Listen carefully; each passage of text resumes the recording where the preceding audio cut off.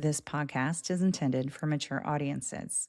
Some listeners may find the content distressing, as episodes may include discussions of violence, human trafficking, and other forms of abuse, including emotional, psychological, sexual, financial, and physical.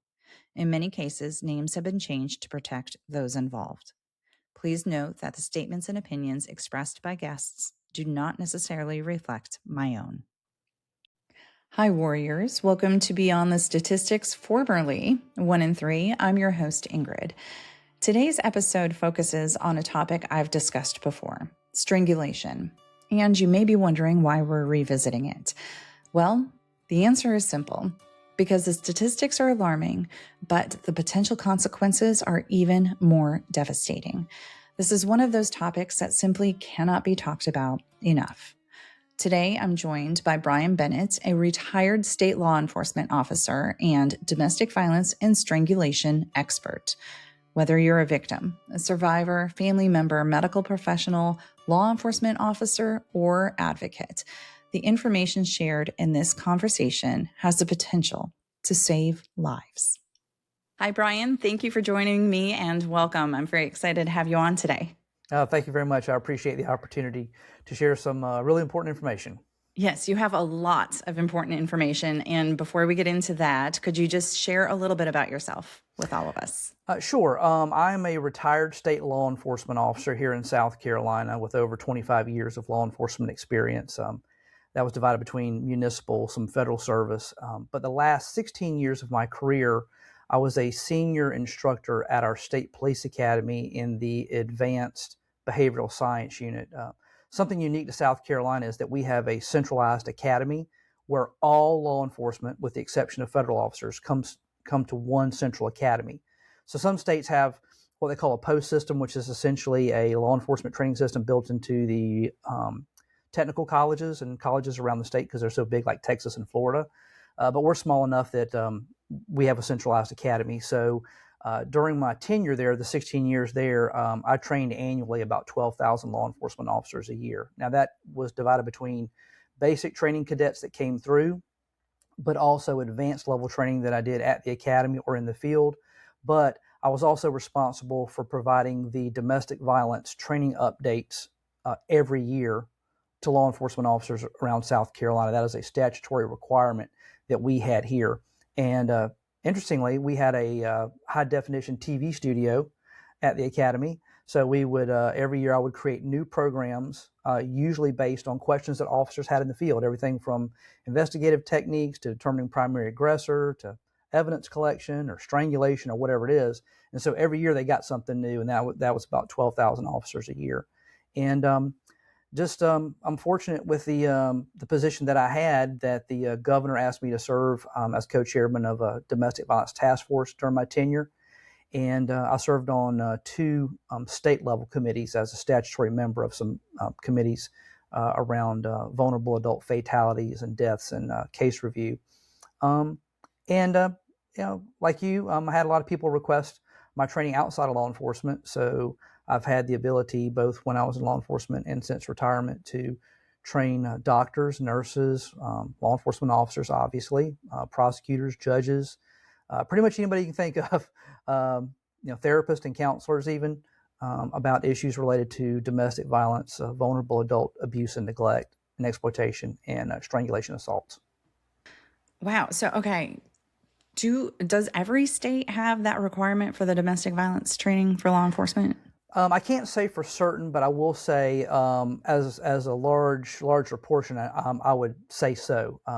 Because of the pervasiveness of domestic violence and every state having domestic violence laws, most states that I'm aware of have some type of mandatory training curriculum to provide updates for two reasons. One, we know that turnover in law enforcement is just like any other career.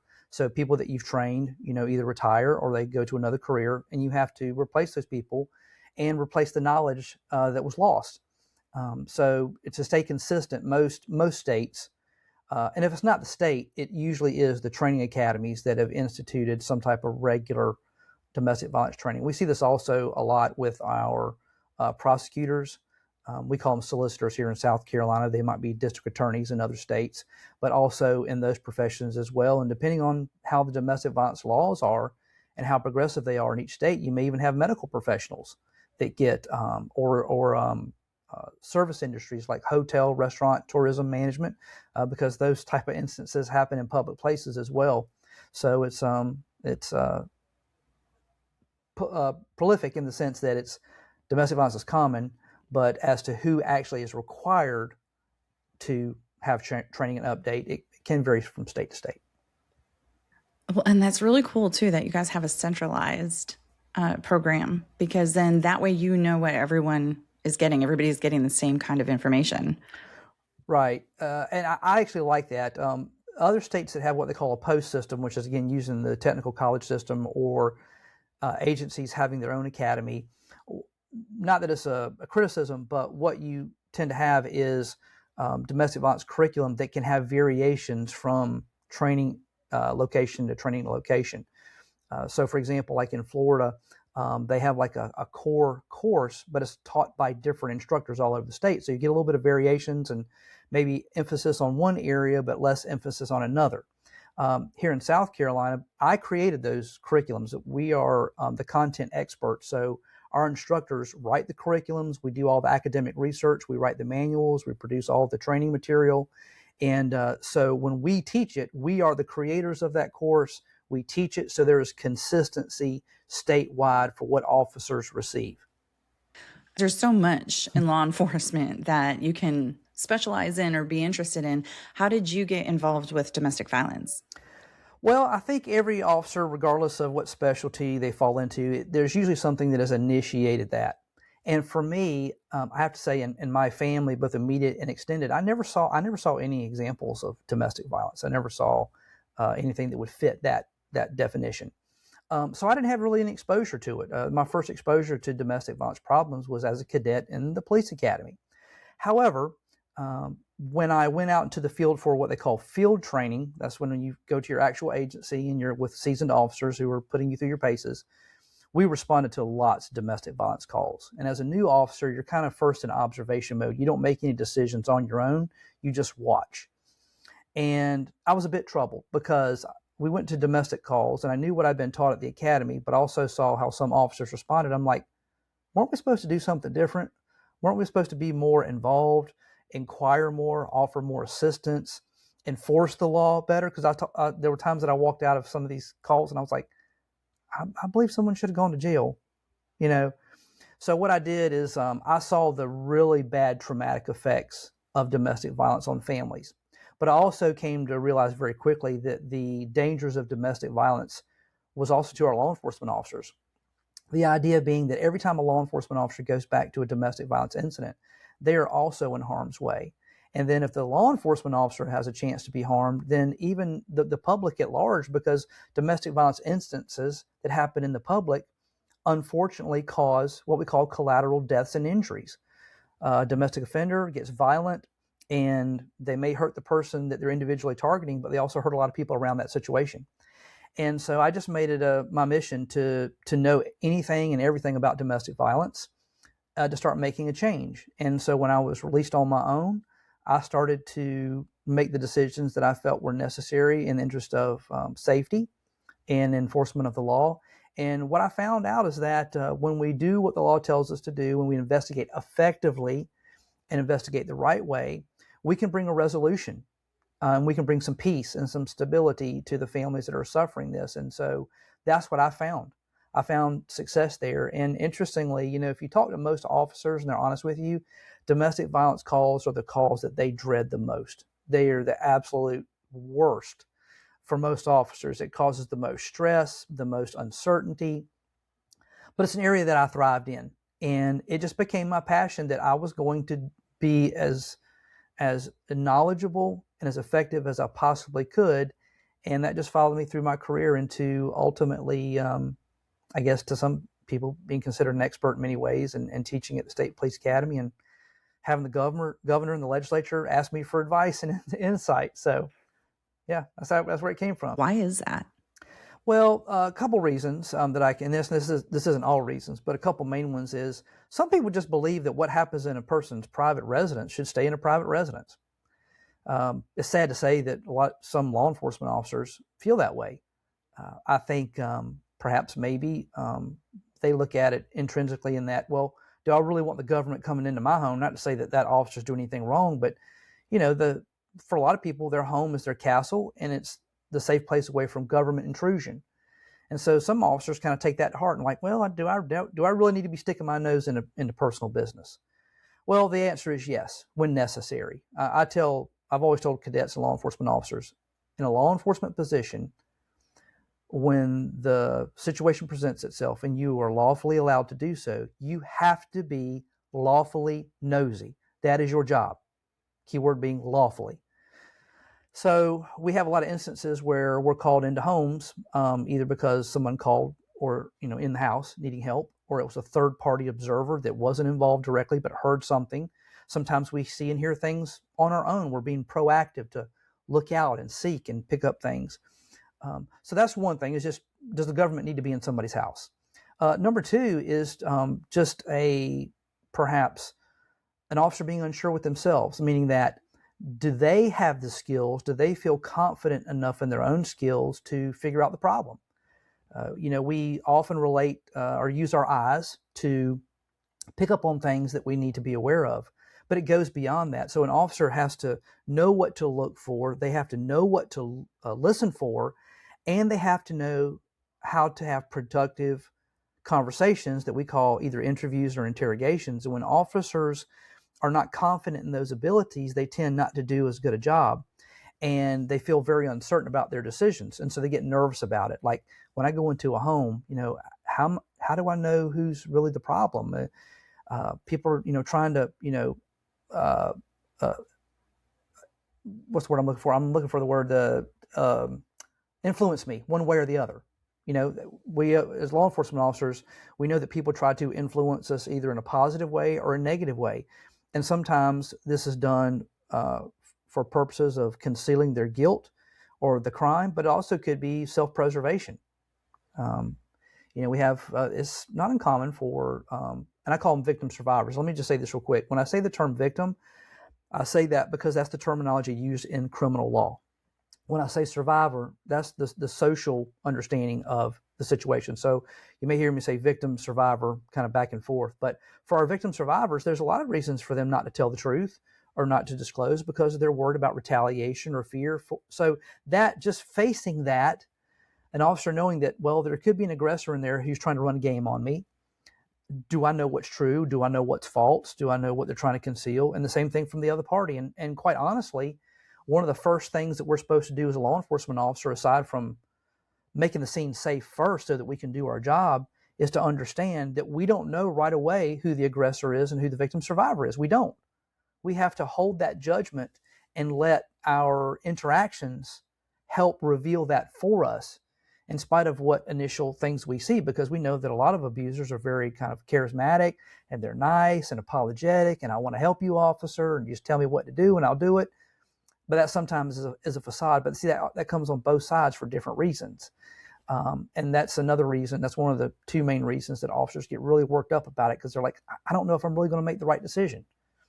And they because of that, they tend to back away instead of dig deeper. And that's really where the problem is that they don't look deep enough to make the best informed decision.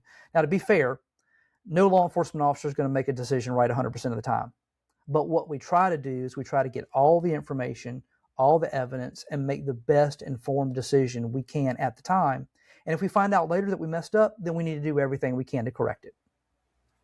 So does South Carolina have a mandated lethality risk assessment that law enforcement conducts when they go to these calls? I know some states do. Yeah, we don't. I wish we did, but let me tell you the importance of that. Research is very clear that lethality assessments do give us a very good indication of what is going to happen in the future, and the frequency and the level of violence that will occur. When I was part of the Governor's Domestic Violence Task Force as co-chairman of my division, one thing that I did or my team under my direction, was we created something called the Domestic Violence Toolkit. It was a 5-part forms. Essentially, if you kind of visualize a folder, we had 5 things in this toolkit that officers were to use or suggested to use when responding to a domestic violence call. And one of those things was a lethality assessment. And we created the lethality assessment. We created a lot of other documents there too, what we call a domestic violence supplemental form, to make sure the officers didn't forget things. But out of that task force, we created this, and it was made available for free to every law enforcement agency in South Carolina. But out of that task force, we could not mandate that agencies use it. We strongly suggested it as a part of the task force report to the governor. And some agencies decided to use it. Some, for whatever reason, chose not to. So it's available, but statutorily, we don't have a mandated lethality assessment protocol in place, which I think is a problem. How effective do you think those are? And what's usually included? Like, what information is usually included in the risk? Yeah, and I'm being very basic. I mean, there's with most lethality assessments, there's at least 10 to 20 different factors to be considered. I think they're quite effective. And the reason I say that is they've been around for quite a long time. And Jacqueline Campbell, who's the nurse that developed that, everybody knows who she is because she developed that framework. But it was based on research. It was based on good empirical research, and the statistics are pretty substantial. That when we see certain indicators that the potential for violence or death can increase, and so I found it to be effective. But some of the main things in there are things that were said. Okay, because someone may not commit an act, but a threatened act still has importance. They say what they're going to do. Then there's things that were actually committed, especially assaults, but then also different types of assaults like strangulation. Whether children are involved, drugs and alcohol. So there's quite a few different factors, and some lethality assessments are longer than others. But the idea behind that is that when you are trained to do a lethality assessment and you score it correctly, that scoring is supposed to initiate some type of protocol, whether it's further intervention through law enforcement, whether it's intervention not through law enforcement, but it's at the stage where the victim advocate at the department or an advocacy group can step in. And in extreme cases, it's immediate domestic violence shelter in placement and trying to apply for emergency orders of protection or restraining orders. And terminology is different from state to state, but protocols are supposed to kick in with the idea that we're trying to prevent something from happening. And the prevention comes from our notes and the indications that we've observed when we do these evaluations. It's not just, well, I just felt like I needed to do it. That's never good in court or any other place. You can't just say, I just felt like it. You have to have something that backs up your purpose, and that's what lethality assessments do. Okay, and I want to talk specifically about one of those items on the lethality assessment, and that's strangulation. I have people who have listened to this podcast. They've heard various conversations regarding strangulation, but it's because it's one of the biggest predictor, or is it the biggest predictor? It is commonly referred to as the number one predictor of a future homicide. So non-fatal strangulation is the number one indicator or predictor of a future homicide. Now, when I say that, most people are probably thinking a homicide of the person who had been strangled. And that's true in many cases. So for women, if they survive one non-fatal strangulation event, there is an 800% increase that they will be killed later. That's what the research has been telling us. Now, if you look at some old data, it may say 750. Some newer data has come out and said it's closer to maybe 1,000. 800% is kind of in the ballpark, but obviously it's a startling number. So that means that we know women in relationships who have suffered non-fatal strangulation are at extreme risk of a future homicide. But we also have to think beyond that. And what I mean is that these offenders, these people that use strangulation as a form of assault, as a form of asphyxiation, they're also the ones that are likely to kill police officers. So police officers that have been killed in the line of duty or been severely injured, when we check the background, many of these offenders have a domestic violence background on top of a background and pattern and history of strangling their intimate partners. And then when we go beyond law enforcement, we actually have data that is pointed towards mass shooters. Some of our mass shooters also have histories of strangling their intimate partners. I can think of 3 right now in my head, but the most prominent that I can think of is actually, it was last month. There was the anniversary of the Pulse nightclub shooting in Orlando, Florida, where over 60 people were killed.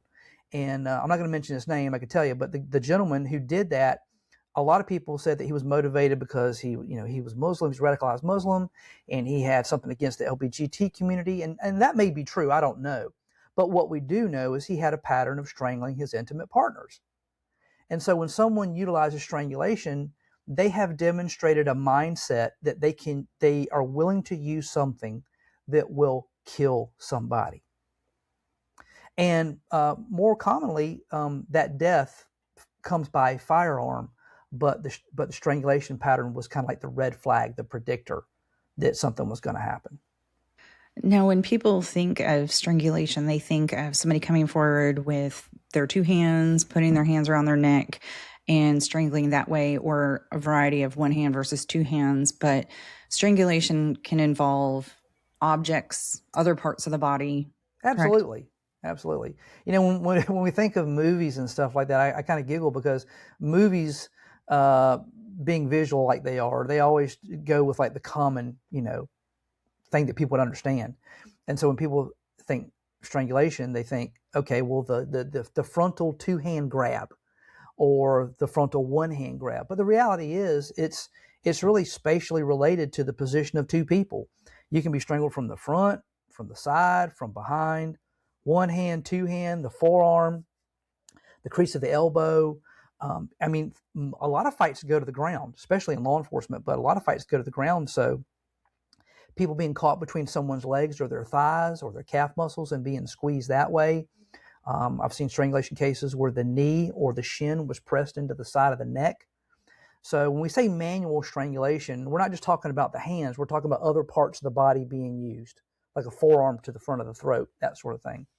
When we talk about ligature strangulation, we're just talking about other objects that are used to cause that compression or that restriction of the structures of the neck. And common items we might see is articles of clothing, like a shirt being pulled up around someone's neck, articles of clothing, a coax cable, like the cable coming out of the TV, power cords. There's a case here in South Carolina of a young lady who was strangled to death with a USB power cord in the front seat of her car. So different type of items that allow for focused pressure in being looped or wrapped around the neck is what we're talking about. Now, to make a distinction, though, you'll often hear people say the word choking, and that's one of my little soapbox issues. It is not choking. That's commonly what the media refers to it. That's what movies refer to it. You even see medical programs. It's not choking. Choking is an accidental internal blocking of the airway. Strangulation is external pressure on the structures of the neck that block oxygen to the brain or the body. And so I tell people, when we say choking, it minimizes the physical trauma and the psychological trauma that a person actually went through. It doesn't sound so serious. I mean, if you have people coming out of the store and you said, hey, what do you think sounds more serious, choking or strangulation? They probably would say the more serious, it sounds like strangulation. It's just because of the terminology. But we need to use the correct terminology when we're talking about strangulation. It's not choking. I appreciate you clarifying that, because I did have a social media post where it was said strangulation versus choking. And I had a person comment saying, what is the big deal? What is the point that you're trying to make by differentiating the strangulation versus choking? So I really appreciate you clarifying that. That same social media post also had, actually might have been the same individual, was talking about the traumatic brain injury associated with strangulation. Could you just talk about that a little bit? Yeah, absolutely. So let me kind of just also say this. As far as my background and specialization, expertise in nonfatal strangulation, which in South Carolina I'm considered the foremost expert, Some of the most prominent forensic pathologists in the United States were my instructors in strangulation. Matter of fact, Dr. Dean Hawley, who was the head of the forensic pathology department at University of Indiana, which is considered like the premier strangulation expert, was one of my instructors. And so I come in qualified to some degree, maybe not sufficient for everybody, but to your question, yeah. So traumatic brain injury or acquired brain injury is often associated with concussive type of incidents, like, for example, explosions, car accidents, being struck on the head with a brick, something like that. But what we have to understand, and where the medical physiological part of this comes into, is when the brain is starved of its needed oxygen. They call that hypoxia and anoxia, a low oxygen state and particularly a no oxygen state. Brain damage absolutely occurs. So if you are unconscious because your brain does not have oxygen, whether you're being strangled, whether you're drowning, whatever, brain cells start to die by the millions. The brain cells and the synapses in your brain are dying by the millions every second you're without oxygen. Now, what determines the outcome of your health is how long are you without oxygen and how many brain cells die. There's people that are strangled that initially don't have seemingly anything wrong with them. They might have some memory deficit, which we can get into later, but brain damage absolutely occurred. It absolutely occurred. It just wasn't to the level that we can detect, visually. Now, clinically in a hospital, they might be able to detect some of those very, very minor, well, it's not minor, brain injury is not minor, but as far as level of injury, might be able to pick up on that to a better degree than someone, just doing an evaluation face to face. So with that traumatic brain injury, yes, traumatic brain injury has been directly correlated and connected to strangulation assaults, to the degree that there are both short-term and long-term cognitive changes in the brain. The brain just doesn't function like it used to. It goes into a dysfunction. We see behavioral changes, characteristic changes, changes in decision-making, changes in memory recall. And these are the same things we see in soldiers coming back from war with explosions and that sort of thing. So yeah, it absolutely causes traumatic brain injury. And one of the, aside from a stroke risk, which we can get into in a minute, which is a real huge problem for strangulation victims, is stroke risk. But the other one is just the fact that the memory is going to be altered. And so when you look at someone who has an altered memory, and you don't see, and we'll get into this too, when you don't see any injuries on their body, and they can't tell you a story of what happened, they tend to be discredited, and that's not the way it should be. Lack of a memory due to a strangulation should indicate a loss of consciousness. The lack of memory indicates loss of consciousness, which means there's something happened to the brain. Mm-hmm. And so when that brain again goes into a dysfunction, it can cause people to discredit them and what they say because they don't know what happened.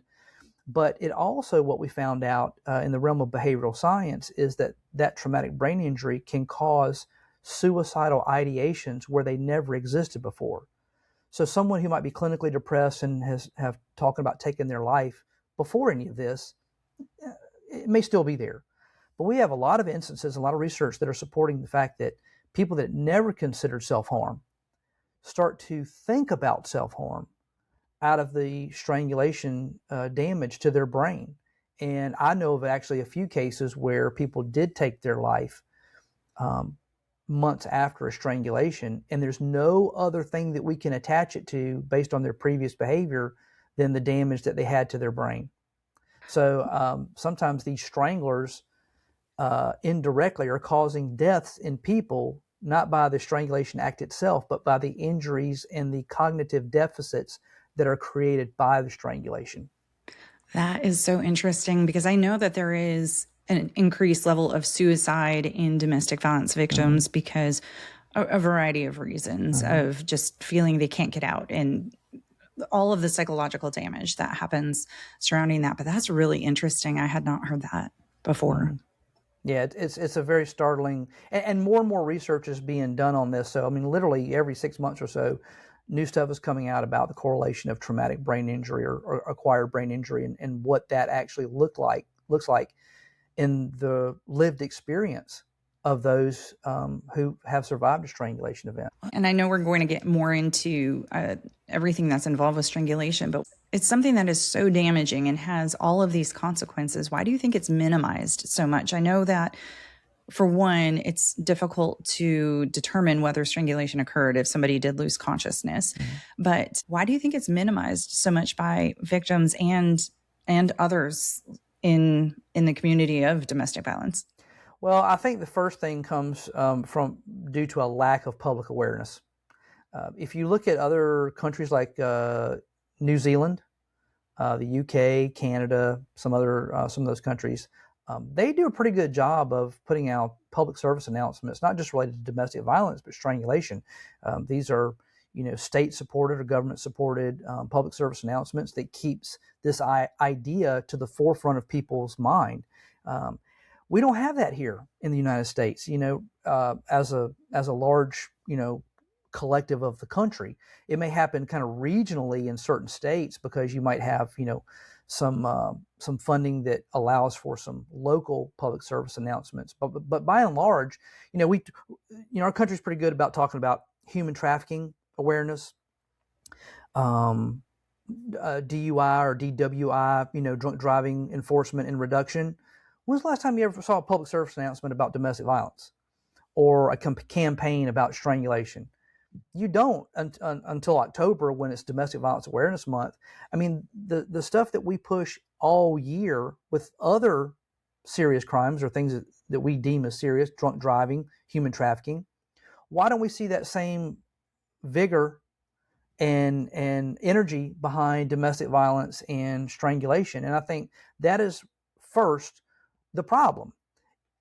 Everybody that I talk to, all the trainings that I do, no matter what profession or even lay people, when I get done with my presentations, people's minds are completely blown. They're like, I had no idea it was this bad. It was this frequent. It did this much damage, and that all these different structures of the body were adversely affected. I didn't have any idea of how it could reach out beyond the strangulation victim and hurt law enforcement officers and be involved in mass shootings, and so I think that is probably even in professions. I hate to say this, but at least here in South Carolina, I actually put strangulation training in the basic training program for law enforcement, so that every law enforcement officer coming out of South Carolina with their Class 1 law enforcement certification had some exposure to the dangers of strangulation. But when you look at other professions like doctors and nurses and lawyers and all that, and even in other states, most certification programs don't have any curriculum built around the awareness of strangulation dangers. So when you take the public being misinformed or uninformed, and then you take professionals who interact with members of the public who've been injured and they're not informed, there you have a ripe situation for it not to be taken seriously and for it to be minimized. And the other thing too is, again, go back to movies and TV. When have you ever seen a strangulation survivor on a crime TV show? They're always dead. They're always dead. Mm-hmm. So I think that's people are expecting, well, if strangulation occurred, they died. They have to be dead. No, there's a lot more people being strangled that are alive than have ever died from strangulation. We're just missing them if you don't know what to look for, and you don't know what to look for and see and ask questions about. So typically with domestic violence in the, like if we're talking about intimate partner violence specifically, in that relationship, the abuse typically escalates over time. Now, if you take an individual who has strangled, the offender who has strangled that intimate partner, are they more likely to strangle their next partner, perhaps even earlier in the relationship? Is that something that's going to continue? More than likely, yes. It's interesting that you asked that question, because I got this question just the other day. The question was, what is the likelihood that someone who strangles again? The likelihood is very, very high. Now, we don't have really good numbers of research to show that, but we use that kind of anecdotally. When you talk to people in the area that I operate in, forensic nursing and stuff like that, we see it. We see patterns where people who have used strangulation, use strangling again over and over and over. I said to someone the other day, a pattern is always present before the time of discovery. Patterns are always present before the time of discovery, particularly in domestic violence and strangulation. So what do I mean by that? We see case histories time and time again where these individuals who use strangulation, they started somewhere. They just didn't one day go, I think I'll strangle somebody. I mean, whether that was they spoke out their mouth or in their brain, we generally see a lead up. There's a case here in South Carolina that's going to be going to trial sometime soon where the gentleman who committed a homicide, he was actually strangling pets and stuff when he was a kid. And it progressed through all of his relationships up until the one where he committed this homicide. And we see this pattern.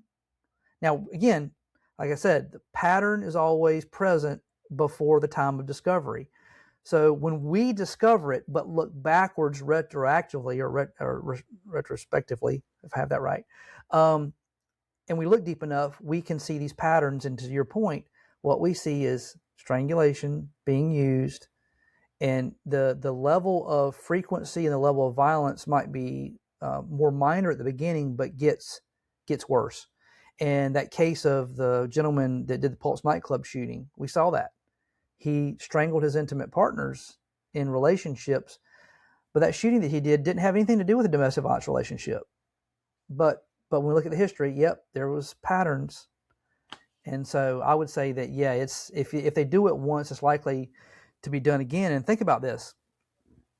Think about other ways that someone harms another person, whether it's with a gun or a knife or a blunt object. It leaves open wounds. It's something that can be easily seen and very hard for the abuser to minimize or diminish or explain away. But when it comes to strangulation is a crime or a form of assault that can leave no external injuries on the body. So as a choice or method to abuse another person, the amount of pressures related, the amount of pressure needed, and the duration needed to render someone compliant or unable to defend themselves is so low, and it leaves so few telltale signs, it becomes the choice. It's like, if I'm going to do something to somebody, I'll use this because there's less of a chance of me being discovered using this method versus another method. I mean, a police officer comes into a scene and they see someone with their head split open from a baseball bat. Well, there's bloody baseball bat. There's that. We start to put pieces together. But with strangulation, it becomes much, much harder for untrained people to pick up on the signs and symptoms and then therefore discover not who the abuser is, but what they were doing and the patterns that they were utilizing before the time of discovery. Well, and I bet that also plays into victims. I can speak for myself that if you have a non-fatal strangulation, you're not necessarily going to seek medical attention because now you're conscious and you seem to be fine. There's no bruising. But if you were bleeding profusely or had a broken bone, you would be more likely to go get medical attention. Are there any signs of non-strangulation signs that somebody may be leading up to utilizing strangulation against their partner? Well, sometimes the strangulation can be spontaneous. There is no prior, lead up. There's no prior indication that's going to happen. I can't tell you how many cases I've talked to victim survivors where that was the case. It was like, it just came out of nowhere. But then there's other times where either physical behaviors, what we call nonverbal body language, or articulation becomes part of it. Now, for example, if I'm looking at somebody and I want to send a message that I'm going to do them some harm, I might make a motion like this. Now, people associate that with, I'm going to cut your throat or something like that, which could be. But I mean, I could do things like this. I could maybe just put a piece of clothing around my neck and then just kind of make it real kind of taut, but just kind of make a motion to somebody. But I can also say things like if this happens again, you're not going to see the light of day, or you do this again and I'll make you be quiet. Well, words can say things in a coded language kind of way, because there's some language that intimate partners have that no one else outside that relationship is going to know what it means. Coded language is a really, really big thing in domestic violence. So it could be some coded language, some direct language, and there can be some nonverbal behaviors that, again, only the victim survivor would know what it means. So when you have words that can say something and actions that can say something, but then when you combine those things together, words accompanied by actions can show intent. So when you have both of those together, it's even more obvious as to what could happen. So someone needs to be aware of what those subtle communications are and take them serious. Don't ever think, well, they're just blowing smoke. They're just blowing smoke. I tell people all the time, if someone's willing to say that, they've thought about it in their brain. They've played some type of movie in their brain, and it's not so far from thinking it to saying it to doing it, even if it's a nonverbal type of communication. So pay attention. Yeah. And I think I've had a few episodes on intuition, and we're all born with intuition. And when you're being controlled by your abuser, you're taught to ignore that intuition or quiet it.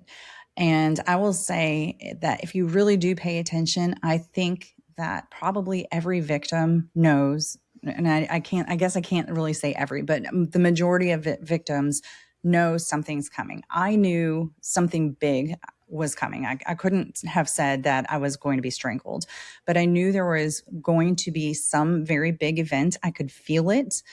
And he had only pushed me before. There wasn't a lot of physical violence beforehand. And there wasn't, he was not threatening me. He wasn't saying things like, I'm going to kill you. But there was just something, that unspoken language, like you said, coded language. There was something there that I could feel it in my gut, that something big was coming. And I can actually say the morning of that, I knew. I remember looking at my watch and saying, it's 9:00 in the morning. Today is going to be the day. And I don't even know what it was. But I think if you pay attention to that, you're going to know. Nobody knows that abuser better than their victim.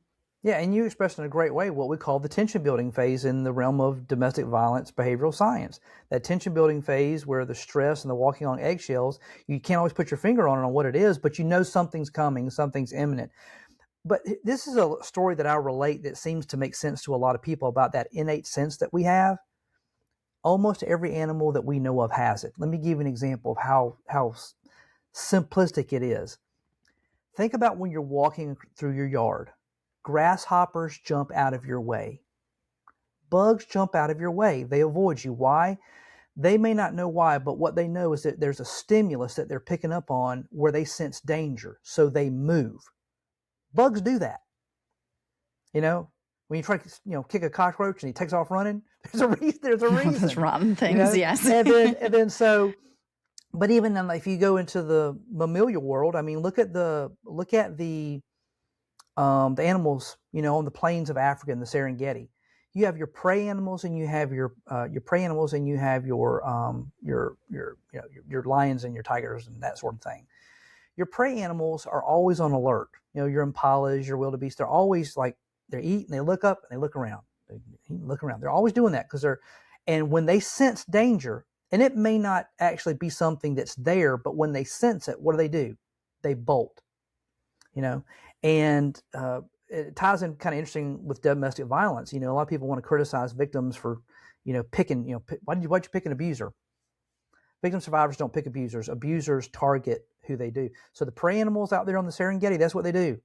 They target, those in the group that are out on the fringe, and we have that big group of impalas and the wildebeest. They don't go right into the middle. They go for the ones that are on the fringe, that are not being paid attention to, that aren't paying attention, the ones that have some type of infirmity or some type of weakness. That's the ones that these predators go after. So it's kind of interesting that you bring that up about our sixth sense, because the animal world is a good reflection of what happens in our own mind and our own body, but just we see it in a different way with with the animal kingdom. So that innate sense is built there for a reason. And I've even told my law enforcement officers, when you think something isn't right, you may not be able to put your finger on it, but listen to that. It is there for a reason. Even if it's just to heighten your awareness. But if you got to leave, you got to bolt, you can act on that too. Yeah. Yeah. I will say I'm a nurse practitioner, and if you have a nurse that ever calls you, or as when I was on the floor working as a nurse, and I would make the call myself and say, something's wrong with this patient. I can't tell you what it is. They look fine on the surface, but my gut is telling me that something is bad is about to happen. You never take those calls lightly, because they know their intuition is telling them this person's going to go downhill very quickly. We need to do something.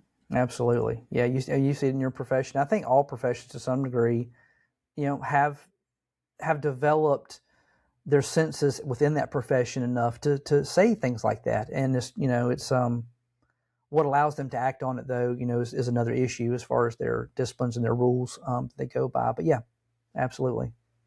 So I have a question. Back to strangulation. Is that taken as a separate account in when you get to the courtroom? So not even necessarily criminal charges or anything, but going into the family court system, say there is custody issues. Is that something that is taken separately beyond there's a history of domestic violence from this partner to that partner? We're going to take that into consideration when determining parenting time or lack of parenting time. Is strangulation something separate? Yeah, it's been my experience that the family court judge is going to be the one who actually makes that decision. I can tell you that I've been subpoenaed before in family court cases as it relates to custody issues and patterns and history of strangulation. And whatever attorney is advocating for whatever side, if they want to make that an issue, they certainly have the authority to bring that up. And you have family court judges who, within the control of their courtroom, that's their courtroom, they may take that as a separate issue, or they may lump it into the overall issues of domestic violence and coercive control. I think it's really important, though, however, with what we know about the possible outcomes of strangulation being so dangerous, I would encourage family courts to see it as a separate issue and a lethal issue, not just one on who gets the parental guardianships or who's in the best position to watch after the kids, but I think it becomes a safety factor in that regard. And I have to be fair. There are plenty of cases out there of women strangling men, or women strangling women, or men strangling men in homosexual relationships, and it's pretty bad. It's pretty bad, and it happens on both sides. But in the realm of domestic violence, it is almost always a female victim survivor in the realm of a heterosexual domestic violence relationship. I imagine in the woman offender strangling a male, that's even that much more difficult to prove. Mm-hmm. Yeah, a lot of men are very apprehensive about reporting. We all, everybody in the realm of domestic violence knows that the numbers we have in domestic violence are underreported, even for the things that are reported to us by those that are affected by it and those that experience it. But we know that a lot of people don't come forward. A lot of people don't come forward to law enforcement. A lot of people don't go to the hospital, and so we have to rely on just anecdotal type of experiences and personal interviews that aren't on the record per se. And for men, it's generally based out of embarrassment. Who's going to believe me that a man has been victimized? But I can tell you of a lot of men in my career who were victims of severe domestic violence to the point of being almost killed, in very, very violent examples. And these men were men that most women would want to be around: caring, loving, compassionate, not quick to anger, very forgiving. And unfortunately for these men, that desire to maintain the relationship and get back to the good parts of it, but also the self-realized or self-talk of, I'm going to be embarrassed or I don't want to be embarrassed by reporting this to law enforcement, kept them in that situation a lot longer than they should have been, that almost cost them their lives. But I've even seen law enforcement officers, male law enforcement officers and female law enforcement officers, who go out here and enforce the law but are victims of domestic violence in their own home. So if you can imagine that for a moment, if a law enforcement officer can be a victim of domestic violence in their own home and no one know about it, then what does that say for everyone else? You know, right. I had a female officer come on, and she was a victim of domestic violence and trafficking by her partner. So and when she turned to her colleagues for help, everybody kind of turned their back. So it was. Yeah, and this would take a lot deeper dive, but this is another example that some of your viewers might understand better. When people are critical of, well, why didn't someone report? Why did they not get out? You hear that a lot. And the story that I relate that most people can understand is this. Many, many years ago, I was a teenager. I'm 52 now. It was just a long time ago. But there was a program. I'm right behind you. There was a program on the History Channel or the Learning Channel or the Military Channel. I honestly can't remember. But it was a show about prisoners of war. And they interviewed prisoners of war from World War II, Korea, and Vietnam. And in the military, there's something called SEER training. It's an escape and evasion school that, depending on your discipline, you go through. And what it teaches you to do is try to evade capture. And if you are captured, how to deal with the horrible things that may happen to you during your POW experience.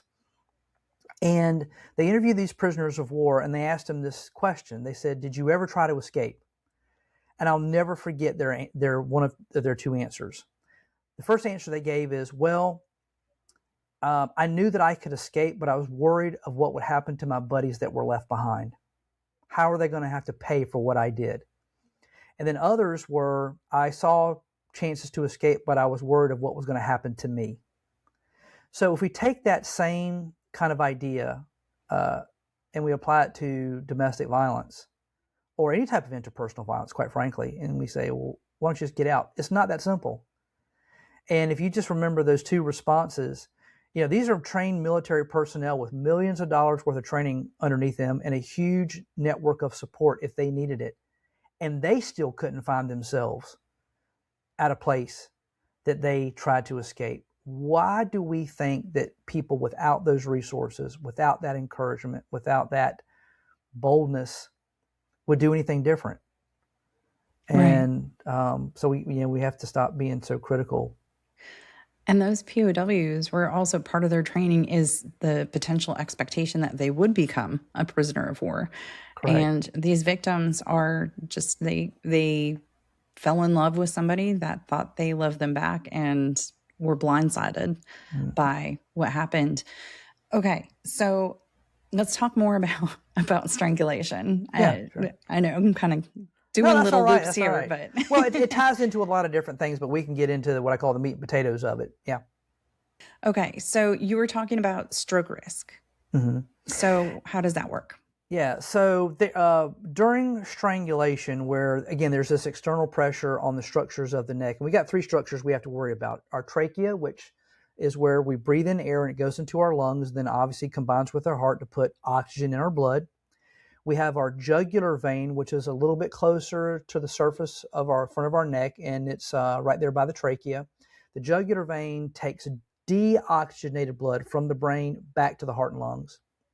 And then we have the carotid artery, and that is the artery that comes from the heart and lungs up into the brain that brings that oxygenated, bright red, oxygenated blood to our brain. And our brain needs about 20% of our body's oxygen to function normally. Well, during a strangulation event, what could happen, not always, what could happen is something called a carotid dissection.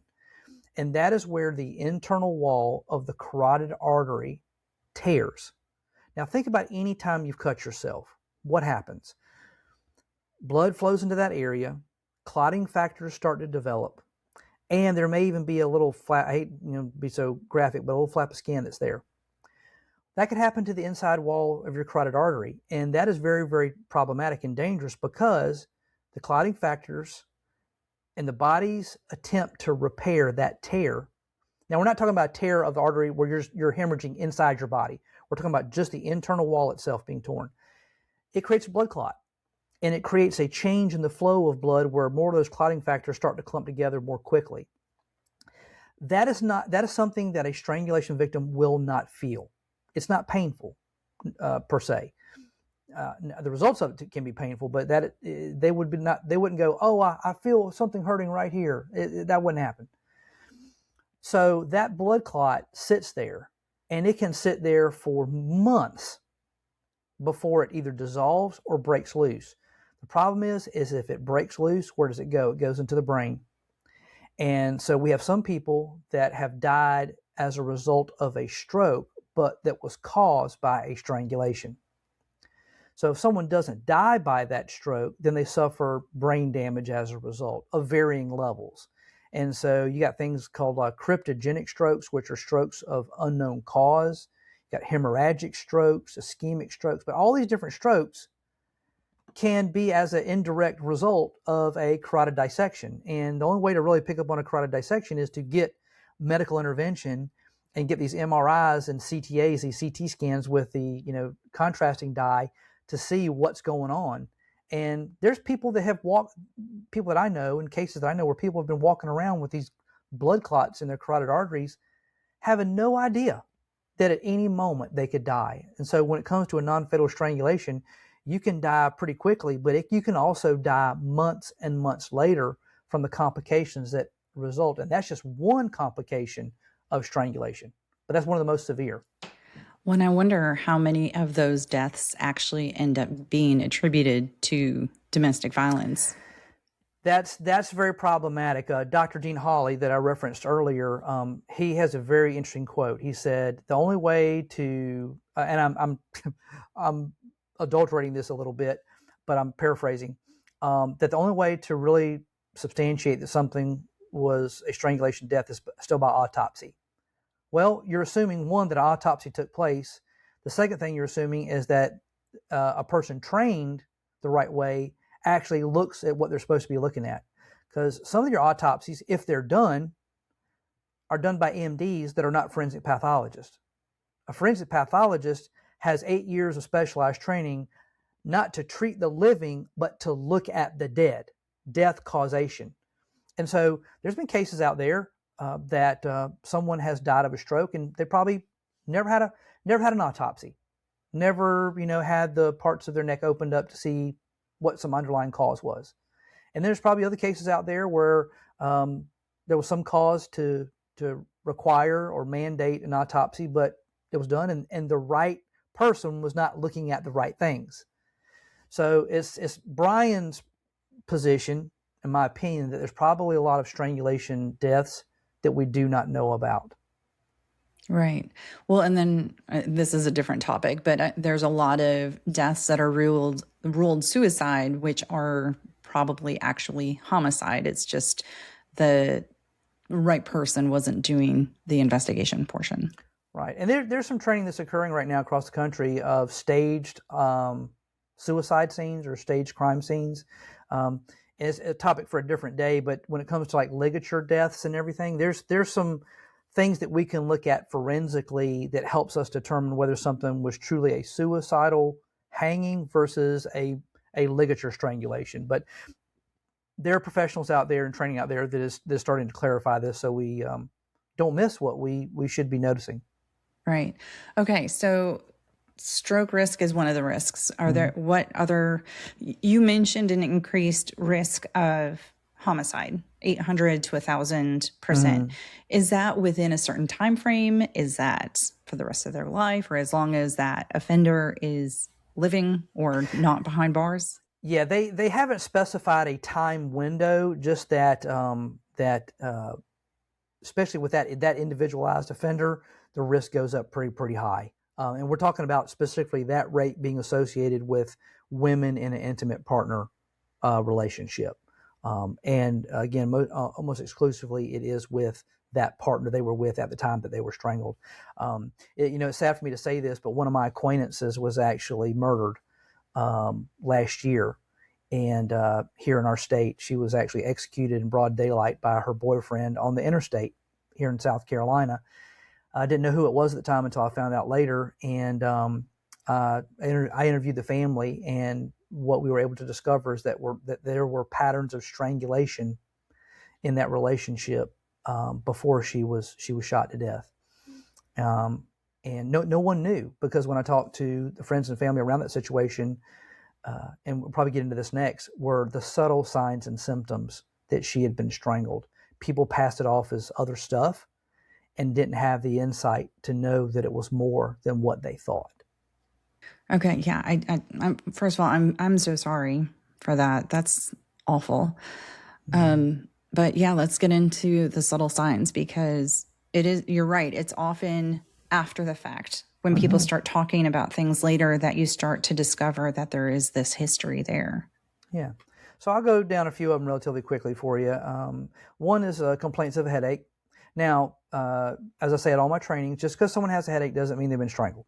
Okay. These are all indicators. What I'm getting ready to tell you is these are not proof of strangulation, but as what we say in law enforcement, the more indicators of something you see, the higher the probability.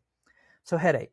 Now, headache happens for different reasons. We don't have time to go into the medical physiological reasons, but someone can have a headache from too much caffeine, not enough caffeine, too much alcohol, not enough, too much sleep, not enough sleep. But they might say, my head hurts, or they're rubbing their head. Okay, that's something to notice. And we may ask a question, hey, what's wrong? Oh, my head hurts. They may not tell us why, and it's up to them. We may inquire further, and they just say, oh, I don't know, maybe I just slept too long or whatever. But that's something to notice, headache. Trouble breathing or trouble swallowing. So as you might imagine, I tell people, if you've ever played a sport and you've twisted your ankle or you twisted your wrist, it hurts pretty bad to start off with. But you might, kind of rub it out, get back in the game and finish. But then tomorrow morning, your ankle or your wrist is the size of a grapefruit. That's the body's response to trying to repair the damage and the injury. So in strangulation, the same thing can happen. You can suffer some pain, have some pain, the pain goes away, but then the body's natural response to handling those injuries causes things to swell and close off, and what we call occlude. You're familiar with the word occlusion, which is blocking off or restricting. And so people's airways and their tongue and structures of their neck and their esophagus and their trachea can swell, and they may not be able to swallow very well. There's been cases where women predominantly, but people that have been strangled have not drank for days. They show up to the hospital dehydrated. Why? Because when they try to drink, the dysfunction of sometimes nerves being damaged and or the structures of the throat and mouth being different. Every time they try to drink something, it goes down in their trachea and they start coughing and choking. It's not going down into their esophagus. So they go for days without drinking. So trouble swallowing, trouble breathing. You may hear wheezing or whistling. People think, that the trachea is this, massive, big open tube. It's not. It's very, very small. When they intubate people for surgery and stuff, you're talking about an area about the size of a dime that you have to get the intubation tube down. Well, imagine when that starts to close up. Just go to a restaurant and take a straw and try to breathe through a straw with the same pattern and force. It becomes very, very hard. So we sometimes see struggling to breathe, whistling, wheezing, changes in voice. About 50% of the time, there is an altered voice. Their voice is different. Now, you may not know that the voice that you hear is different from their normal voice. It comes from a basis of understanding. If you're a friend or a family, then you might pick up on it.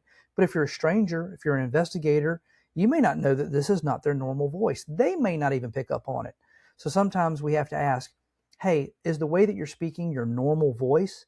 And it can alter up or down, but it's different. That's about 50% of the time. And that's usually due to nerve dysfunction in the neck. That could be temporary or could be permanent. We also have memory loss or memory deficit. Now, I'll say, why does that happen? Real simple. We have a thing in our brain called the hippocampus. And the hippocampus sits in the middle of our brain, and it's responsible for storing memory. It's also the part of our brain that is first affected by lack of oxygen. So it is not uncommon for victims, survivors of strangulation to have gaps in their memory or no memory at all. When you have gaps in memory or no memory at all, we can say that there could have been a dysfunction in the hippocampus. It could be related to lack of oxygen or no oxygen. So that's can be seen. Now, when someone says they can't remember, as I said earlier, they can sometimes be discredited. Well, what do you mean you can't remember? But they may say things like, well, I remember us being in the kitchen, but I woke up in the ditch outside. Or I remember us fighting in the front seat of the car, but I somehow ended up in the back seat. I don't know how. That indicates a loss of consciousness. We just got to kind of try to figure out what that loss of consciousness was due to. And then we also have involuntary loss of bowel control, whether it's urinary or otherwise. And that is a really dangerous indicator because a lot of functions in our body are autonomic, as we say. You don't think to breathe. You don't think to make your stomach work. You don't think a lot of things. You don't think about keeping certain parts of your body and muscles tight to control your bowels. You don't think about it. It's natural.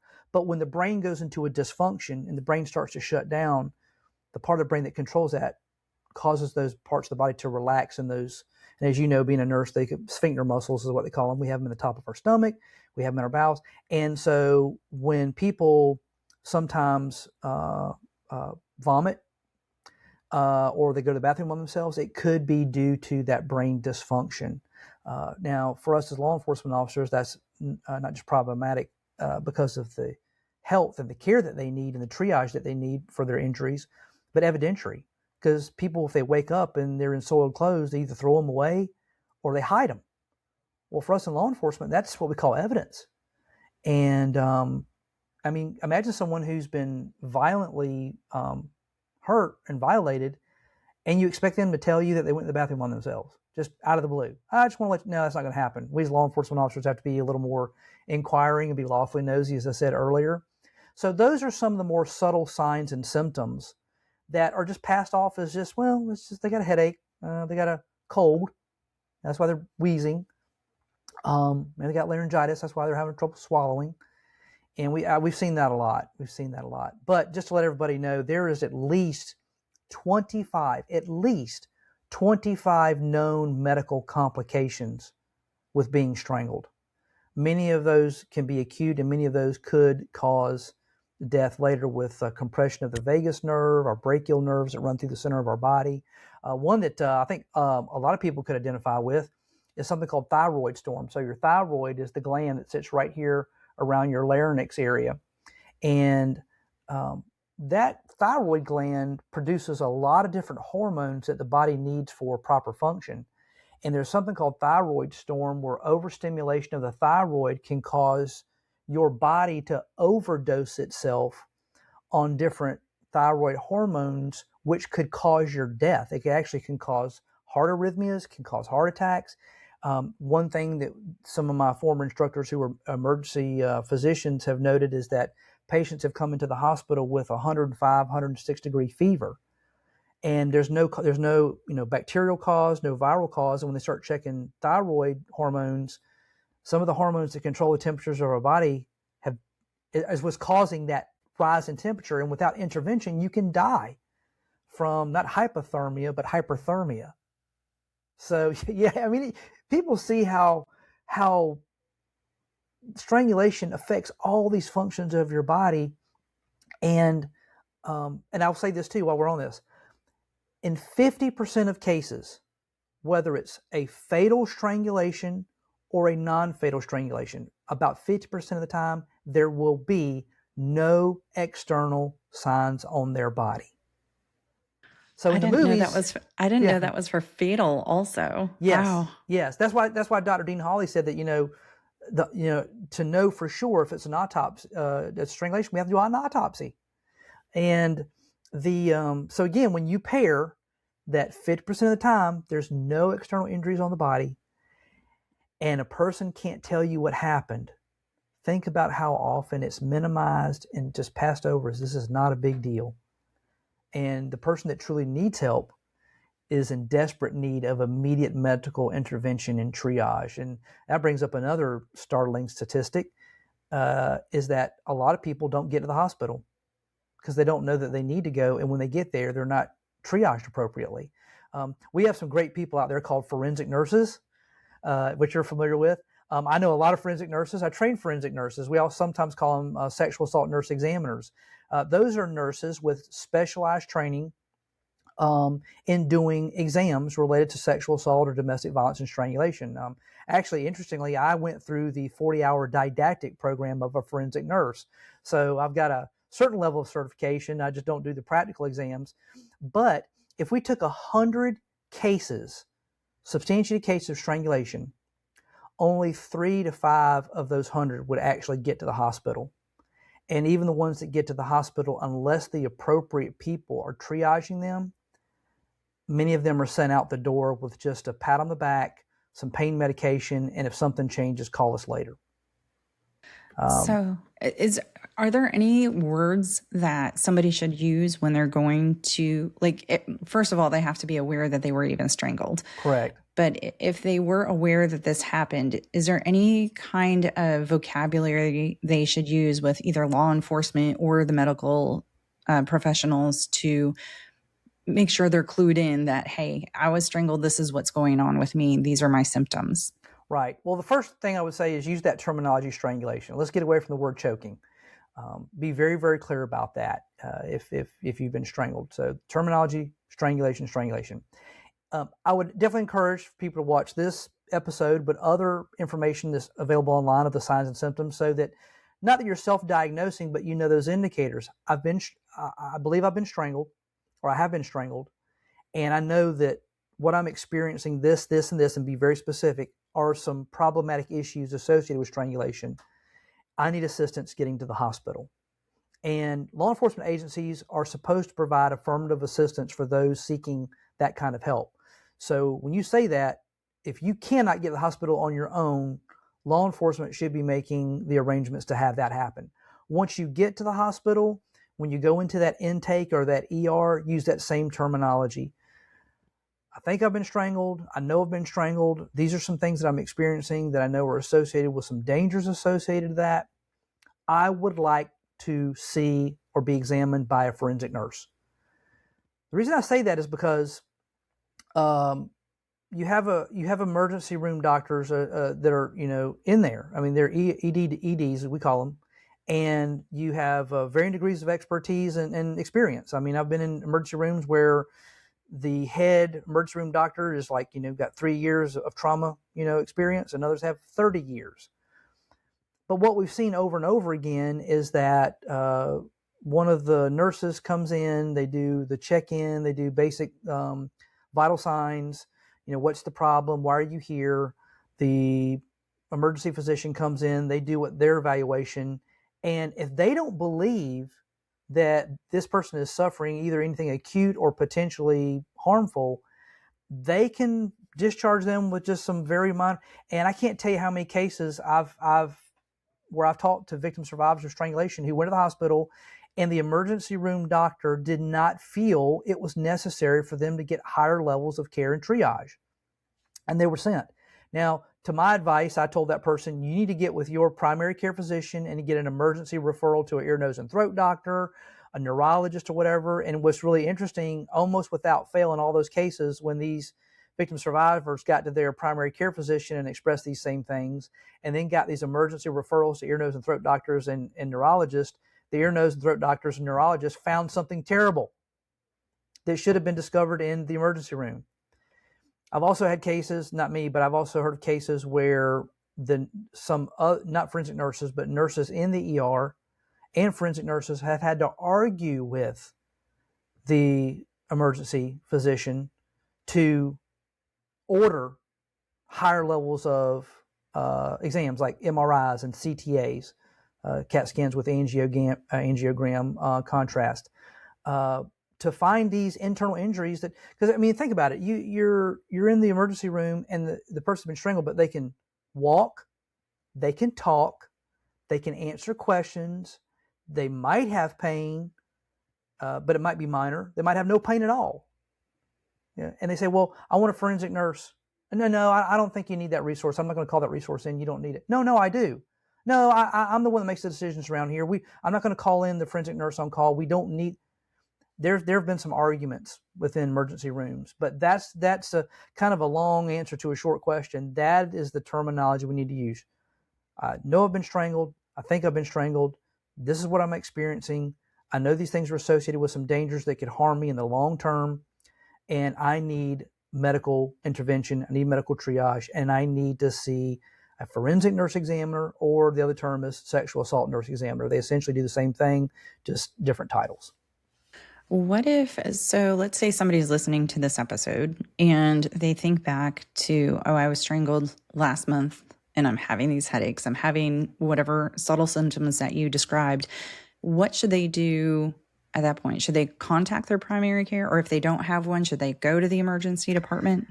Well, obviously anything acute, which means it's like it's, you know, it's not going away. It's been there for quite a while. I would say go to the emergency room, first of all. Things that might be a little more subtle, a little more problematic, or maybe follow an up and down pattern. If it's here one day and go on the next, you might want to go to your primary care physician. But yeah, for sure, definitely go to your doctor. And I always say, go to your doctor, but be empowered with self-care information. So this is what I mean. There are resources out here on the internet where you can type in signs and symptoms of strangulation, and you can print out a little PDF. It's very, very good. It's an infographic that explains and shows a lot of this stuff. There's also one that's the medical and radiographic protocol for strangulation victims for physicians. You can find that online too. And that is actually a form that was made by doctors, by forensic pathologists, for other medical doctors who were not informed on how to examine strangulation victims and what processes to order. So what's really cool about that is you give that to them. And I've been in the situation where some of the doctors are like, you know, you're a police officer, don't tell me how to do my job. Or you might be the patient, don't tell me how to do my job. I'm not telling you how to do your job. What I'm doing is I'm giving you a resource that was made by doctors like you who have a specialty in something that I'm suffering with that helps you help me. And it's a perfect flow chart that any doctor can follow. All the resources are on the back to show where all the information came from. That just didn't come off the internet. It came from all these doctors. And it talks about, you know, if patient exhibits this, do this. If the patient does this, order this exam. If they did this, consult with neurology. If this, consult with the ENT. It's all there on one sheet of paper. And so I'm a real big advocate for advocating for your own health care. Even though I haven't had to deal with any of these issues, I've had to go to the hospital and basically tell the doctors what I wanted to happen in my own interest and against what they wanted. But ultimately, I was in the right. And so be professional, be courteous, but also speak with authority because of the information that you know.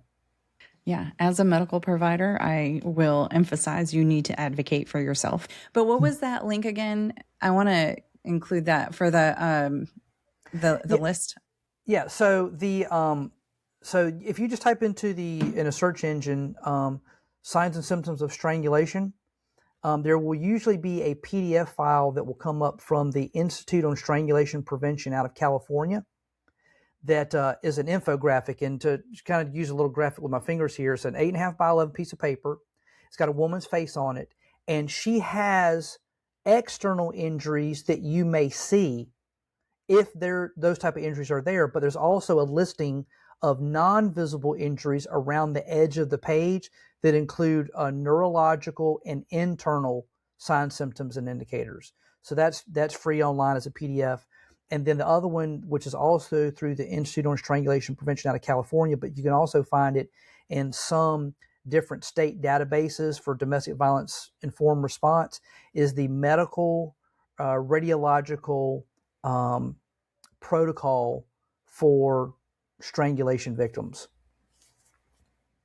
And that one basically is, it can be full color. It's sometimes either blue and white or purple and white, or it could be blue, black, and purple, but it's a PDF form.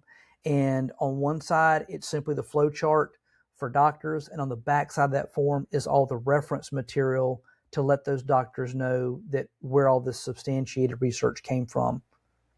Yeah. That should be in every emergency department and every primary care practice. It should, but it's not. And again, I've just seen too many instances and heard of too many instances and talked with victim survivors who were basically like, well, nothing seems to be wrong with you. You know, here's some ibuprofen, and calls back of, well, they may not be able to call back later. I mean, they may go to sleep at home and never wake up.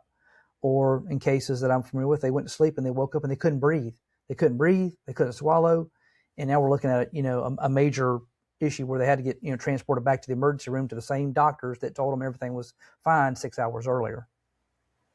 My gosh. Okay. So you've been doing this for a very long time. Do you notice a significant difference from 25 years ago to today in recognition of strangulation and just domestic violence in general? Yeah, absolutely. I think the approaches to domestic violence have definitely improved over time. Now, to be fair, I know that everyone's got a story of a response that should have been different. We still have responses out there that are left wanting and not as good as they should have been. But overall, the responses have improved. I think with the younger generation of law enforcement officers, they have a higher level of awareness and understanding, and being personally vested in the care of the people that they're interacting with. So I've seen that. And then obviously with strangulation too. Give California a lot of credit on this, because it started in California, 20 plus years ago. And over the last 20 years, it is slowly but steadily progressed in understanding from West Coast to East Coast, where here on the East Coast, and we can talk about it in a minute, where we're trying to play catch up a little bit, but we're catching up, where the strangulation awareness and interventions are starting to become more mainstream. So 49 states have some sort of a law, right, on strangulation? Right. Yeah, so 49, so I'm in South Carolina, so 49 other states and the Department of Justice and the Department of Defense, which covers the military, have specific codes and statutes that specifically address strangulation. South Carolina does not. Now, in 2015, when I was on the Governor's Domestic Violence Task Force, we also instituted a domestic violence reform period as well. Our domestic violence laws in South Carolina had not been changed in decades. In that 2015 domestic violence reform bill, we were able to add some language, but only within the domestic violence realm. Okay. However, the language that we wanted was not kept. It was changed to some degree. And because I can say this, trial lawyers in our legislature, mainly defense attorneys, during the debate of the bills, changed language that to me limited the power and authority to address strangulation within domestic violence. It's there, but it's not what we needed, truly. There's actually these different tiers where someone can be strangled in domestic violence and it still be considered a misdemeanor. It doesn't make any sense to me. The language that was chosen is not specific enough. It's not clear enough. It's open to misinterpretation. It's open to misapplication. And as a result, in the realm of domestic violence, even though we've addressed strangulation a little bit better, it's not what we want, even within domestic violence.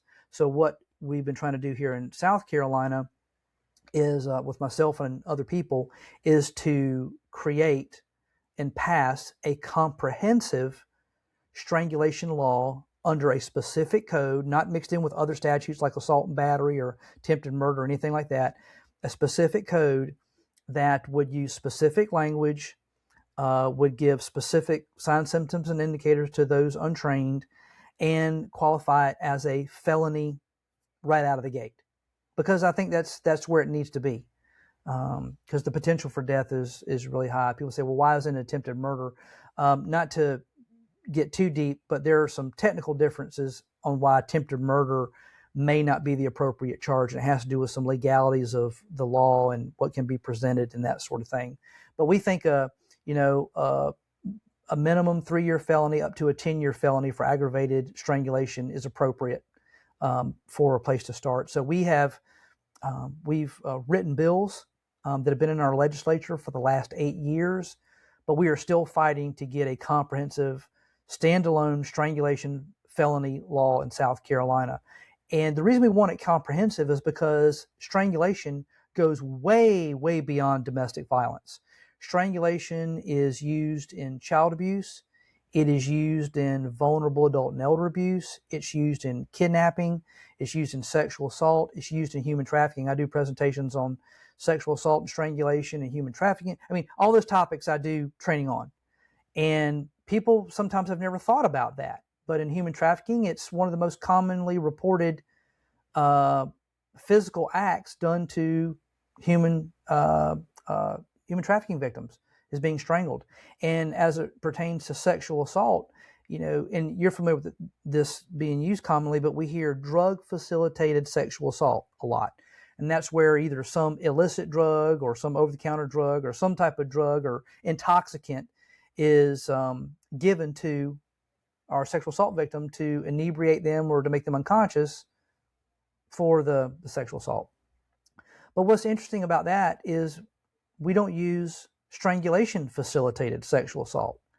And the real big difference is that unlike drug-facilitated sexual assault means you got to go out and get stuff, either illicitly or over the counter. You got to go buy stuff to put intoxicants in somebody's body. But with strangulation-facilitated sexual assault, that's a weapon that the offender has with them 24 hours a day, 7 days a week. They carry it with them in plain view. And it has the exact same effect as the drug-facilitated sexual assault. The reason they use the drugs is because most of those drugs are going to be out of the person's system and not detected through any type of, blood testing. Well, with strangulation, when there's no external signs on the person and they can't tell you what happened, well, people say, well, there's no evidence, so it must not have happened, and we didn't cover this, but I'll mention it now. The pressures and the duration. It only takes 5 pounds of pressure for about 10 seconds to close off your jugular vein to render a person unconscious. It takes about roughly 10 or 11 pounds of pressure for the same amount of time for the carotid artery to be closed to render someone unconscious. And it takes about 33 pounds of pressure to close off the trachea. It takes a little bit longer for unconsciousness to occur because when you close off the trachea, there's still blood saturation in your blood volume, so the body has to burn up all that oxygen before you go unconscious. But we're talking about pressures are really, really low. People say, well, Brian, give me a comparison. It takes about 20 pounds of pressure per square inch to open a can of soda. So when you take your finger and you pull the tab on a can of soda, that's about 20 pounds of pressure per square inch. It only takes 5 pounds of pressure per square inch in the right area on the right structure for about 7 to 10 seconds to make someone go unconscious. So that's why in domestic violence or sexual assault or whatever, vulnerable adults and elders, children, that's why these offenders find it so effective.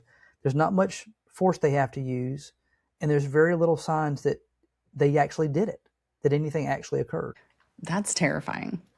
I don't drink soda very often, but I did. I had a road trip with my kids, and I was struggling to get the tab open because I was driving. But I mean, who knows? It probably took like 7 to 10 seconds just to get that pop top to open. You mentioned elder and children. Is there a correlation? I know we talked about intimate partner violence, that an offender is likely to strangle their next intimate partner. Is there a correlation between those three as well?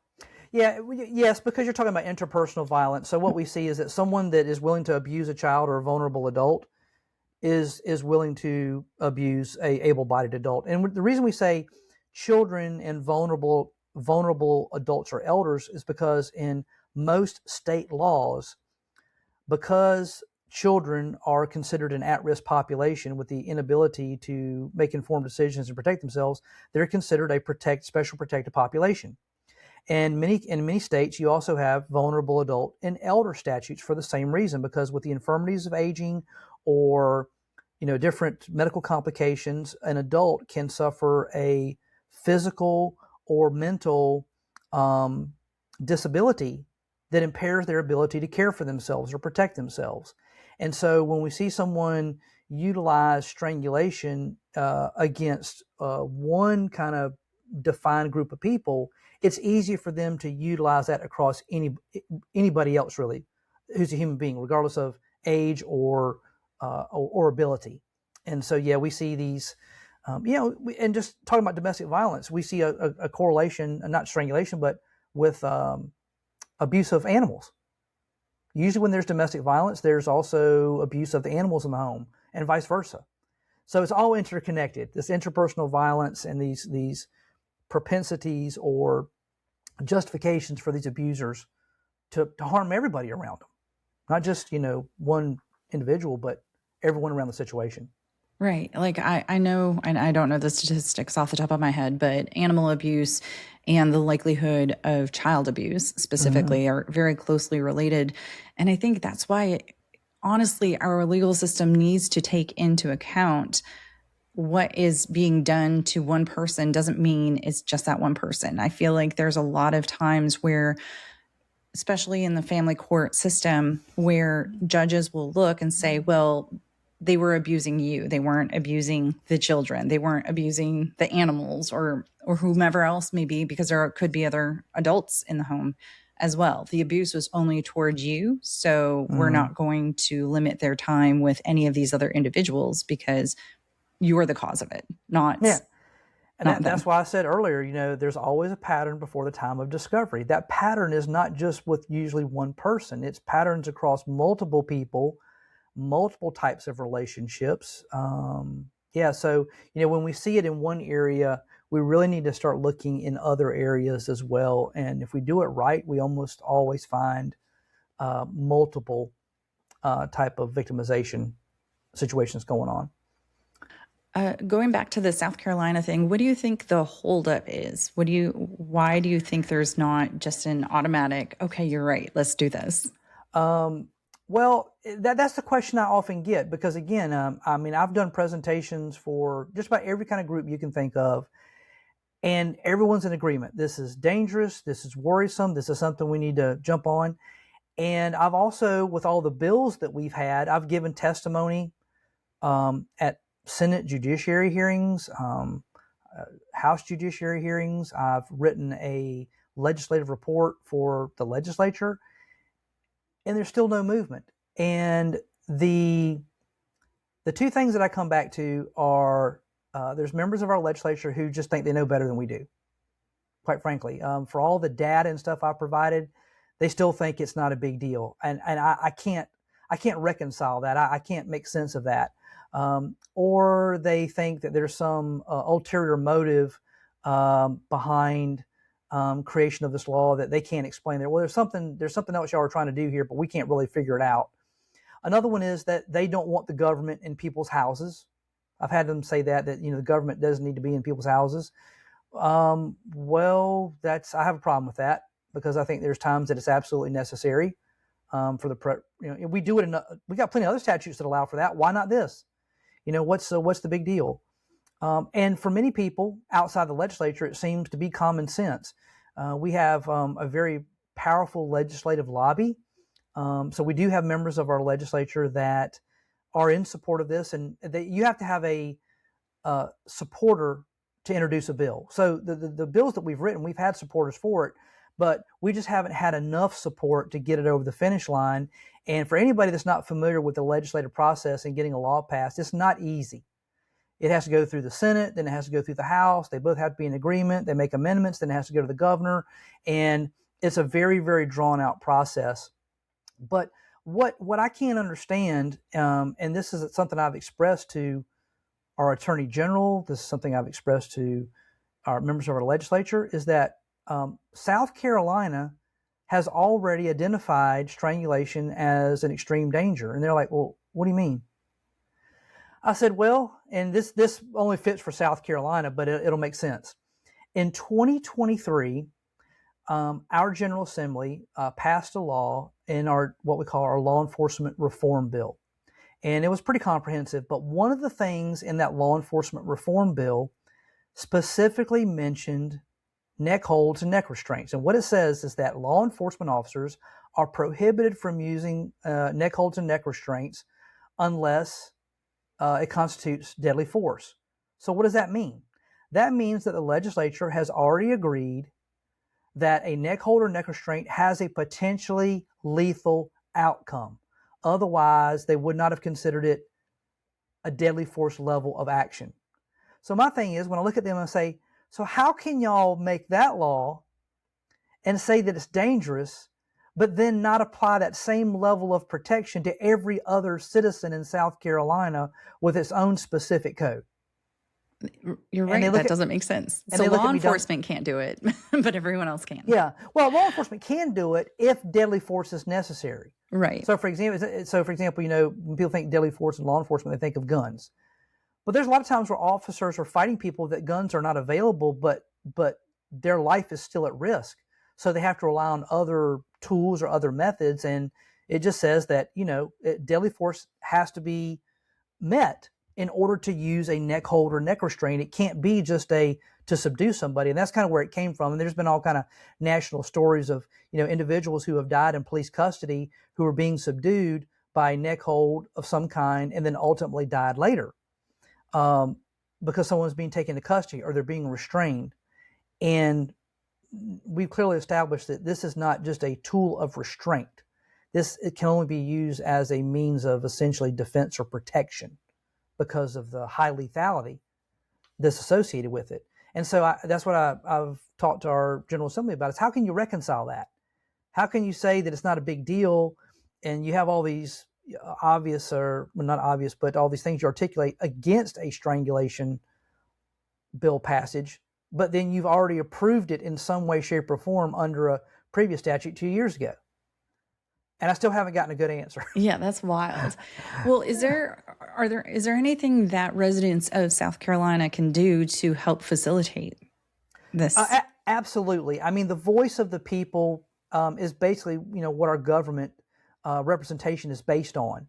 And yeah, there's individuals like me. There's a team that I work with. We actually have a task force of like 70 different professionals, doctors and nurses and, you know, victim advocates and everything who've put their name behind this. And we've had 10,000 signatures we've collected in South Carolina over the years, and it still isn't enough. So a couple of different things that people can do is one is engage with your lawmaker. There's ways to reach out to me, and we'll get to that in a minute. But there's material that I can give you to provide to your legislator here in South Carolina, whether it be senator or House rep, to inform them on what's going on, and for you to press them as to why something's not being done. That's one. And there's easy ways for people to find out who their senator or House rep here is in South Carolina. So engage with the person that represents you in your area of South Carolina. Number two, engage with the media. I've been trying to engage the media in South Carolina for years, news stations, print media, radio stations, to cover strangulation. And it's sad for me to say, there's only a few news outlets who've been bold enough to take this on. By the large majority, the news stations that I call, and I've called news directors, I've called State House reporters, I've called crime beat reporters. By the large majority, I never hear back from them about the issue or covering the issue. Others I've heard back from, and it's like they seem to have some interest, and then it kind of just dies. And then there's a handful that have really kind of kept it. But I really think that we need to engage the media, because when you have individual citizens across South Carolina, you can't have 40,000 of your constituents show up at the State House. I mean, I guess you could, but that's just not going to happen. People just don't have it in their schedule to do that. But when you have media that represent the people go up to in State House and put microphones in their faces and go, this has been held up for 8 years. What is your good reason for not doing it? People need to engage with their media and press them to press our legislature about this issue. It needs to be stories that lead the news. It needs to be kept in the constant forward mind of every citizen. And to engage that media also is just to politely correct the media when they get things wrong. When they use choking terminology over and over when it should be strangulation, I write these people. I'll say, look, you're incorrect in the words that you choose. Let me provide you some information. I'm not brash about it. I'm not insensitive. I'm not rude, but I'm very professional. So engage with your legislative members, engage with your media, even if it's on a local level, your local newspaper, your town, whatever it is. That's what we need. We need the collective voice of the people to bring emphasis and awareness on this problem in South Carolina. And again, I've got some resources that I can attach people to. Okay, so if people do want to get more information or contact you, how can they do that? There's 3 different ways they can do that. One is I have a LinkedIn page, Brian Bennett. And so you will see my picture on the LinkedIn page, and you also see my business. I've got a business banner. So after retirement, I started a business called Clearview Justice Training and Consulting, where basically I train and consult on the issues of my expertise, strangulation, which is one of them. So go on LinkedIn and look for Brian Bennett, and you'll see a picture of me in my uniform with a business banner above me. Another way that you can engage with me is on Facebook. I actually have a Facebook business page also under Clearview Justice Training and Consulting as well. And then particularly for South Carolina, but anyone outside of South Carolina is welcome to join it, I have a private Facebook page called Strangulation Law for South Carolina, but South Carolina is abbreviated SC. So Strangulation Law for SC is a private Facebook page where I regularly post on our advocacy for passage of a law in South Carolina. There's lots of people on there outside of South Carolina, but I post legislative updates. I post all kind of informational material about the dangers of strangulation, upload posters that you can print out and put places. I mean, so it's really a comprehensive area, not just for those interested in South Carolina, but just interested in advocacy in the topic just in general for strangulation awareness and training. Okay, perfect. Well, I know I've taken a lot of your time, so, and I think that we're probably going to have more conversations because there's a lot of information. But before we officially close, do you have any final words of wisdom or encouragement that you would like to leave with listeners? Yeah, so remember just that, domestic violence and strangulation, obviously, I think are one of the most pervasive things that people deal with in our society. And I want everyone out there who might be suffering under that to understand that there is hope in this arena. There are people out there who are willing to help, who can help. The biggest thing is just getting you tied into those resources. It does take some boldness, and it does take some strength to reach out for help. But understand that your livelihood, both in the short term and the long term, the livelihood of yourself and your family, is at risk here. And so, first of all, don't be afraid to reach out for help. Don't be afraid to be very, very clear and direct about what has happened to you. And a lot of people are afraid of judgment, but for those that aren't informed about what you're going through, they need to hear it from you if they don't ask you about it. So be very frank and very open. And I want you to know that there is a rainbow at the end of this. There is a light at the end of the tunnel out there. And what's often been my experience is that the best advocates for changes in domestic violence response and strangulation response are those that have actually lived it. Me and other officers, we can tell a lot of stories. But what I want all of y'all to understand that might be suffering this is there's somebody out there that's in the exact same position of you. You're not alone. And they're looking for people like you who give them strength. Most people who are experiencing this find the most strength out of other people that have lived the experience as well. And so your story and your success can be really the best motivating factor to bring other people out of these really dark places.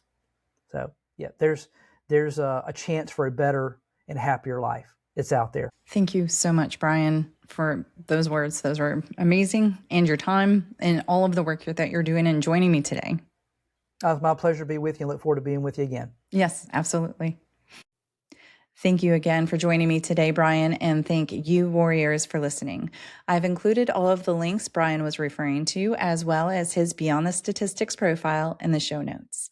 I'll be back next week with another episode for you.